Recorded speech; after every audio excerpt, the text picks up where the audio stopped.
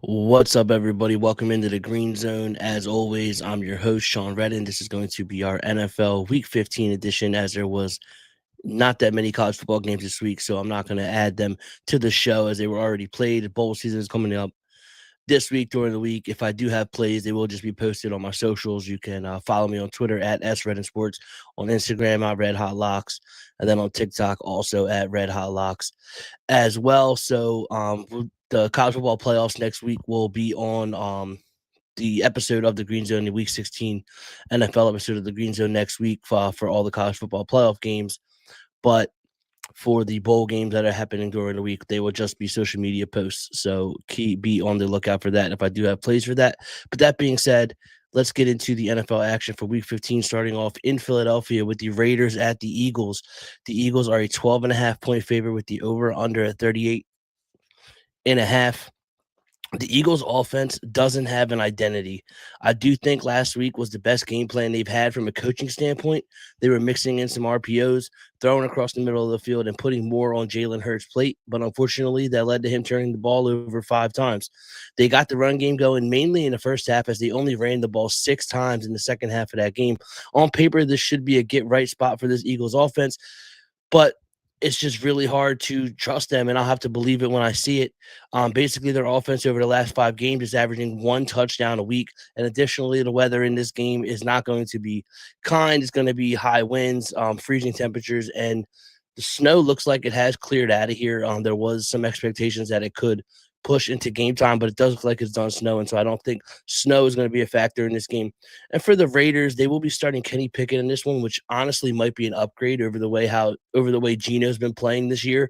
But the Eagles defense is one of the better defenses in the NFL. So I think they're going to be able to shut down this Raiders attack, which leads me to the under. I like the under 38.5. And here we got two bad offenses playing in a weather affected game. So give me the under 38.5.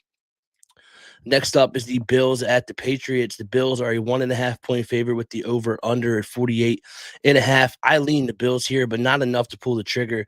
Joey Bosa is dealing with an injury. So I don't know how effective he's going to be if he does go in this one. And the Bills offense has been so Jekyll and Hyde this year. They're really hard to trust, especially against a decent defense like the Patriots. I'd rather just sit on the sidelines and watch this game and gather some data points for a potential third time matchup in the playoffs that these two teams should meet down the road. So nothing in the Bills Patriots. Next up is the Ravens at the Bengals. The Ravens are a 2.5 point favorite with the over under at 51.5. This is a scary one. I'm betting the under in the Bengals game. Maybe I'm a glutton for punishment after how the under lost last week in their game, but I do see value here. The Ravens offense is really inconsistent. They can't hit big plays. Their red zone numbers are down this year, despite having Lamar and Derrick Henry healthy. And the Bengals are going to be missing T. Higgins. And I think the Ravens last time were caught a little off guard at how efficient Joe Burrow looked in his return against them. I think this is gonna be a slower game. And a lower scoring one. I see this one staying under the total of 51.5. So give me the under in the Ravens Bengals. Next up is the Jets at the Jaguars. The Jaguars are a 14 point favorite with the over under at 40.5. Jags are playing really good football right now, and Cook is starting for the Jets, and that looked absolutely miserable last week for them. But there's just no way I can get to a point where I'm laying 2 touchdowns with the Jaguars, but I'm also never going to bet the Jets. So unfortunately, this game's going to be a pass for me. Next up is the Chargers at the Chiefs. The Chiefs are a 6 point favorite with the over under at 41.5. The market on the Chiefs just continues to make no sense week in and week out to me. Even during their dynasty runs, they would get blitzed every week in the market, and they rarely covered. Now this year they get slammed every week and they rarely win. But it does happen every week, and it's a tough spot for the Chargers coming off an OT game on a short week and going to have to travel. But 6 is too many points here. Both O lines are really banged up, but I think the Chargers defense is clearly a better unit than the Chiefs. You're getting an LA team who plays inside, playing outside in the cold in this one, so that could be a factor. But 6 is just too many points here. I like taking the +6 with the Chargers today versus the Chiefs. Next up is the Cardinals at the Texans. The Texans are a 10.5 point favorite with the over under at 42.5. I lean the Texans here, but I have no real numbers edge for me to go off of. We have so much volume. We have so many plays this week that there's no reason for me to force one here. So it's going to be a pass on the Cardinals Texans. Next up is the Browns at the Bears. The Bears are a 7.5 point favorite with the over under at 38.5. I wasn't going to do anything with this game because of the frigid projections and wind chill factor, but after seeing the Browns' extensive injury report, I have to lay it here with the Bears because I think 7.5 is too short. They're going to be without multiple starting offensive linemen. David Njoku, who's been Shadur Sanders' safety blanket, he's out in this one, and Shadur himself consistently holds the ball too long and missing O lineman. That's a bad recipe against this Bears defensive line that can get after you. And they're also been one of the best in the league at forcing turnovers. This one might be a little sweaty here, but I do like laying the 7.5 with the Browns and all their injuries. Laying the 7.5 with the Bears against the Browns and all their injuries. Next up is the Commanders at the Giants. The Giants are a 2.5 point favorite with the over under at 46.5. Both of these defenses are terrible, and it's the healthiest these offenses have been in a while overall. The Commanders will be without Jaden Daniels in this one, but I don't even think that's a bad thing with how he's played versus how Mariota has played so far this season. It's going to be cold, but snow and wind shouldn't be a factor in this game. I think both offenses are going to be able to score. I like the over 46.5 in the Giants Commanders. Next up is the Colts at the Seahawks. The Seahawks are a 13.5 point favorite with the over under at 41.5. Look, I like Philip Rivers.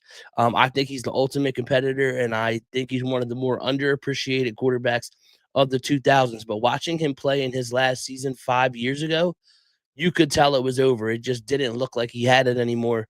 So how could I expect him to do anything today with how 5 years older and now I'm assuming weighing more heavier. The Seahawks are also one of the best defenses in the NFL, and the Colts are dealing with a multitude of injuries outside of the quarterback. The quarterback room is just one of them. Um, I think it's a cool story for Phil, but I don't see much good football happening out of him. Hopefully he does play some good football down the stretch, but I don't think it's going to happen this week. I'm going to lay the 13.5 with the Seahawks here. Next up is the Packers at the Broncos. The Packers are a 1.5 point favorite with the over under at 42.5. I think this total's pretty low for how these two teams match up.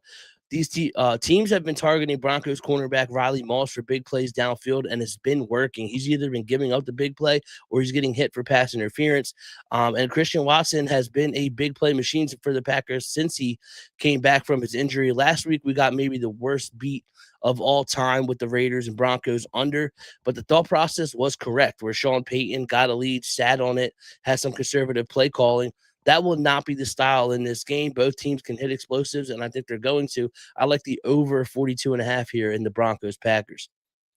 Titans at the 49ers. The 49ers are a 12.5 point favorite with the over under at 44.5. I think the 49ers have figured some things out offensively since Brock Purdy came back from injury, and there's just not enough talent on this Titans defense to be able to consistently stop this 49ers offense. On the other side, I think it's a big advantage for the 49ers defense with Robert Saleh going against a rookie quarterback who lacks weapons, doesn't really have any weapons at all. I think the 49ers are going to win this one going away. I'm going to lay the 12.5 here with the 49ers. Next up is the Panthers at the Saints. The Panthers are a 2.5 point favorite with the over under at 40.5. Look, neither of these teams are good. A couple close losses and wins get flipped for both sides here. And we could be talking about the Saints being the team that's going to be leading the NFC South. So I don't think there's much separating these teams from a talent standpoint. I think the Saints receivers are going to have a good mismatch against this Panthers secondary. Tyler Shuck has already faced his Panthers defense, and it was his most efficient game of the season, and they actually turned into a 10-point win in Carolina. I don't trust this Panthers offense to travel on the road because they really haven't done it all year outside of that one game against Atlanta. But it would not surprise me if the Saints won this game outright and swept the season series from the Panthers. So I'm going to go ahead and take the 2.5 with the Saints. Next up is the Lions at the Rams. The Rams are a 6-point favorite with the over under at 54.5. Most people's reaction to seeing Lions catching 6 points would be to run to the window and bet them. But this team is so decimated with injuries. The Rams offense should be able to do whatever they want against this Lions defense, and especially this Lions secondary missing key players like Brian Branch, and Terrion Arnold. Devontae Adams is questionable for the Rams, but he is expected to play in this one. The Lions will also have some success against this Rams defense, but I just don't think this Lions defense is going to be able to stop the Rams offense consistently enough to stay within this number. I like the Rams here minus the 6.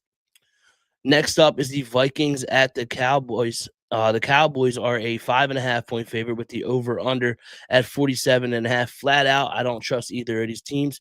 I like Brian Flores to dial up some pressure, and Dak has been really good against the blitz this season, but that offense has the ability to just not show up certain weeks. And JJ McCarthy on the other side, I'll still continue to say he's not an NFL starting caliber quarterback.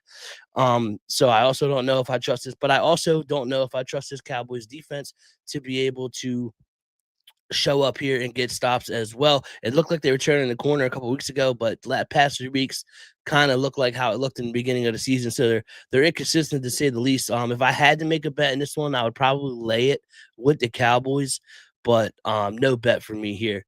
And next up is the Dolphins at the Steelers. The Steelers are a 3-point favorite with the over/under at 42.5. And I got nothing here. This is Monday Night Football, so maybe I will have something come Monday, but at this point, I have nothing in this game. So if you missed any of the plays earlier, I will go ahead. Every bet that I have for the Red Hot Locks is scrolling across the bottom of the screen. If you want to go back and you want my analysis on why I made a certain bet, then you can always rewind the show on YouTube and go back and listen at any time. That being said, this week's Red Hot Locks are Raiders, Eagles under 38.5 for a half unit. Ravens, Bengals under 51.5 for a half unit. The Chargers +6 for a half unit. Bears -7.5 for a half unit. The Commanders, Giants over 46.5 for a half unit.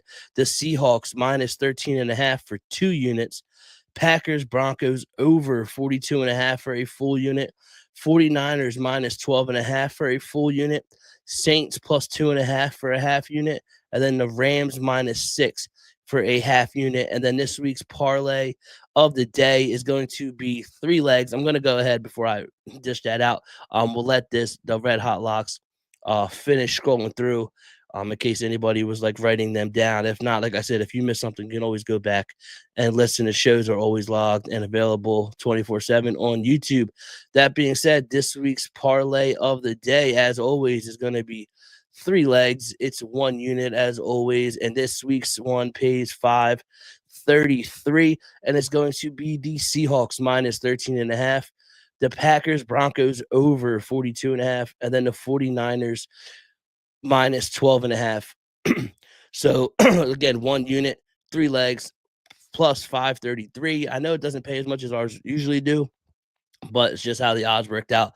This week's at 1 unit plus 533, 3 legs, and that's all I have for today.